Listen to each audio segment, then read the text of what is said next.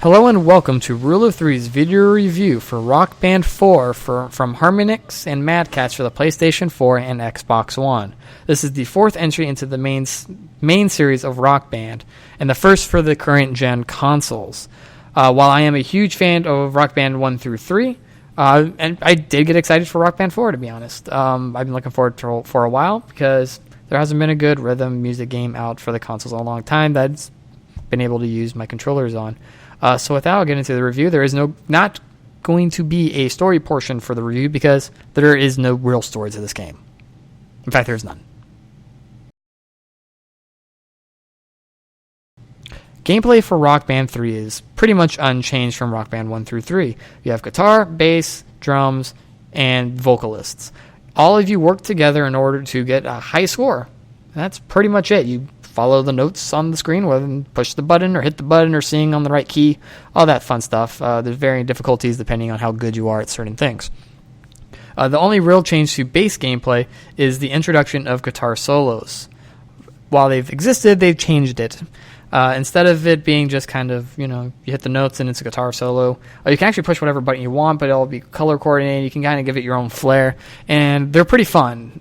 A little confusing at first, but once you get the hang of them and figure out that blue means high, the high frets, and low means the orange or the low frets, they become really cool and are pretty fun. The only downside is they're hard to tell when they're going to end, and that's because you're just busy pushing buttons. Other than that, base gameplay is unchanged. Tour mode is what's changed probably the most out of everything in this game. Instead of it just being you click on a city and play the songs in that city, they added an RPG element to it. So while, you're still clicking on a city and playing the set lists, those set lists were actually created basically based on what choices you have made in the game. So if you chose a van or a manager, it's going to drastically change those venues' set lists. So while the manager might give you more money, your set lists are going to be a little tighter, versus if you got the van, you can play, the venues are a lot easier to choose your songs.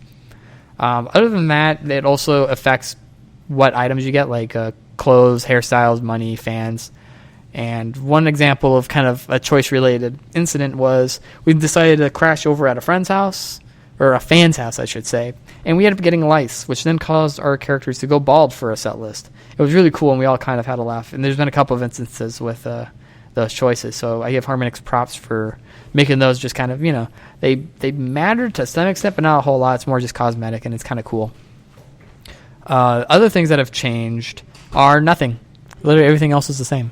Rock Band 4's set list, however, on the disc is probably the weakest of the previous Rock Bands.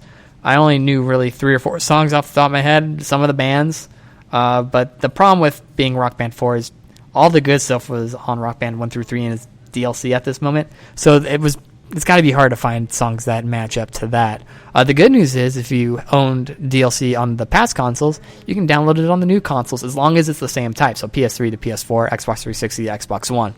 I highly recommend if you have the DLC, download it because it makes the game a lot more enjoyable because you have all those songs. However, when we were playing it, we couldn't get the set lists from Rock Band 1 and 2, which are supposed to be available at some point, so that was kind of a bummer since some of my favorite songs are on Rock Band 2. Other than that, character creation is not quite as good as the past one. There just wasn't as many choices, and a lot of kind of this silliness was taken out, especially in the instrument category. Back in Rock Band 2, I had a fish guitar. There's nothing even closely resembling a fish guitar or a silly guitar at that. They're all pretty basic standard guitars, just different colors and, descriptions. Costumes, while there's some funny ones and some good ones, there's just not as many overall. Same with haircuts and accessories. It just seems like they toned that down a little too much. I would have loved to see a lot more customization and some reappearances from the past games, because that's one of my favorite things is creating my character in Rock Band. Other than that, let's see. Past instruments are usable. If you have a PS4, you don't need anything. If you own an Xbox One, you have to get an adapter for the wireless guitar and stuff, which is a pain in the ass because they're sold out everywhere, so that kind of sucked.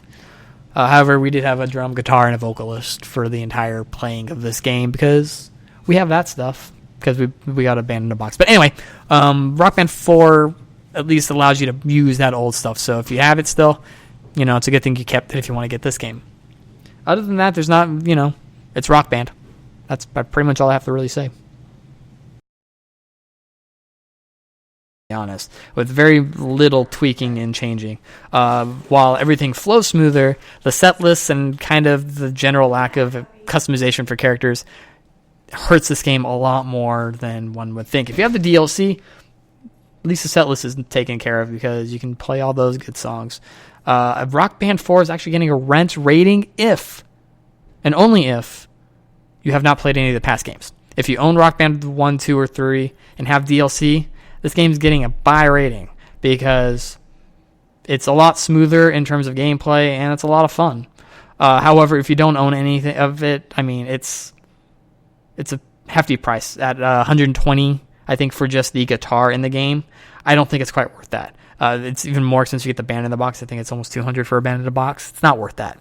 However, if you own the game previously, once again, you don't have to buy that stuff. You can buy the base game for $60. That's about right for being able to download all your stuff. I mean, it makes it worthwhile to do that if you own it. So only buy this game really right now if you have all the stuff you need to play it. And if you don't, I would hold off until these things go on sale. Especially if, once again, if you don't own any of the DLC, that's probably one of the saddest track lists in Rock Band history.